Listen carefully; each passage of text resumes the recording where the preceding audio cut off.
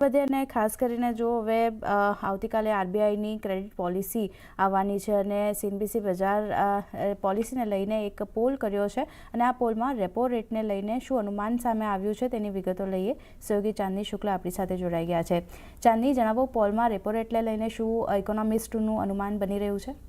જી, તો ખાસ કરીને આ પોલિસી મહત્વની રહેશે અને જ્યાં રેપો રેટને લઈને અનુમાન વિશે જ્યારે પૂછવામાં આવ્યું છે ઇકોનોમિસ્ટ અને સીએનબીસી બજારનો જે પોલ આવ્યો છે, અભિઝર દિવાનજી નો જે મત, અતુલ જોશી, અશ્વિન પારેખ એમના તરફથી જે આપણે મત લીધો છે, બધાનું અહીંયા માનવું છે કે રેપો રેટમાં કોઈ ફેરફાર કરવામાં નહીં આવે. આપણા ત્રણ એક્સપર્ટ્સ ઇકોનોમિસ્ટ જે છે તેઓ માની રહ્યા છે કે ત્યાં કોઈ બદલાવ નહીં થાય. પરંતુ હવે આરબીઆઈનું સ્ટેન્સ જે છે, જે વલણ છે, એ પણ ઘણું મહત્વનું રહેશે. ત્યાં કઈ રીતનું એક અપ્રોચ આવી શકે છે, તો અભિઝર દિવાનજી માની રહ્યા છે ન્યુટ્રલ. ઇનફેક્ટ અહીંયા પણ ત્રણેય એક્સપર્ટ એકમત થઈ રહ્યા છે. અતુલ જોશી, અશ્વિન પારેખ, તેઓ પણ માની રહ્યા છે કે ન્યુટ્રલ સ્ટાન્સ જે છે આરબીઆઈ તરફથી વલણ પોલિસીને લઈને હોઈ શકે છે.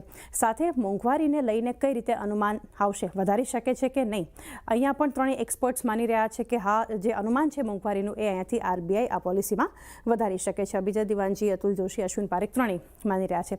એની સાથે સાથે જે મહત્વનું રહેશે અહીંયાથી ફાઇનાન્શિયલ યર 27 માટે જીડીપીનું અનુમાન ઘટાડી શકે છે કે નહીં, ત્યાં જે છે થોડો મત અલગ થઈ રહ્યો છે. જ્યાં અભિઝર દિવાનજી, અતુલ જોશી તેઓ માની રહ્યા છે કે જીડીપી અનુમાનમાં ઘટાડો નહીં આવે, પરંતુ અશ્વિન પારેખ તેઓ માની રહ્યા છે કે હા, અહીંયા એક અનુમાન જે છે ઘટાડવામાં આવશે જીડીપીને લઈને. સાથે જે કરન્સીના ફ્રન્ટ પર ખાસ કરીને એક મહત્વનું, કારણ કે રૂપિયામાં જે રીતે આપણે અત્યારે ચાલ જોઈ રહ્યા છીએ, તો એને ટેકો આપવા માટે આરબીઆઈ વધારાના પગલાં લેશે કે નહીં. અહીંયા જે છે અભિઝર દિવાનજી તેઓ માની રહ્યા છે કે આરબીઆઈ દ્વારા રૂપિયાને લઈને એને ટેકો આપવા માટે કોઈ પગલાં લેવામાં નહીં આવે, પરંતુ અતુલ જોશી, અશ્વિન પારેખ તેઓ માની રહ્યા છે કે હા, અહીંયા એક પગલાં ખાસ કરીને રૂપિયા માટે, એને એક સપોર્ટ માટે આરબીઆઈ લઈ શકે છે, આ પોલિસીમાં અનાઉન્સમેન્ટ કરી શકે છે.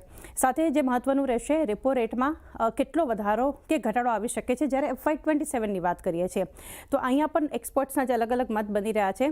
અભિઝર દિવાનજી, અતુલ જોશી માની રહ્યા છે 50 બેસિસ પોઈન્ટ સુધીનો વધારો આવી શકે છે.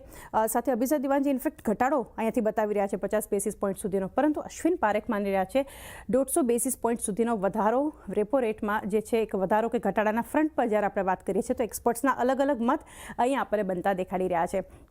હવે વેસ્ટ એશિયા જે સંકટ છે એના રિઝોલ્યુશનને લઈને પણ જે વાતો આવતી જોઈ રહ્યા છે, કારણ કે એ ઘણું મહત્વનું છે.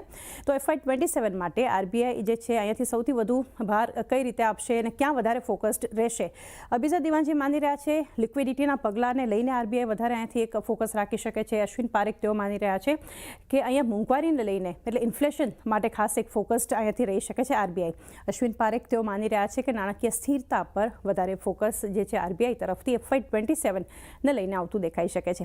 આ ઉપરાંત લિક્વિડિટી માટે વધુ પગલાં લેશે કે નહીં, તો અહીંયા અભિઝર દિવાનજી માની રહ્યા છે હા, અતુલ જોશી પણ હા, તેઓનો મત બનતો જોઈ રહ્યા છે, લિક્વિડિટી માટે વધુ પગલાં લેશે.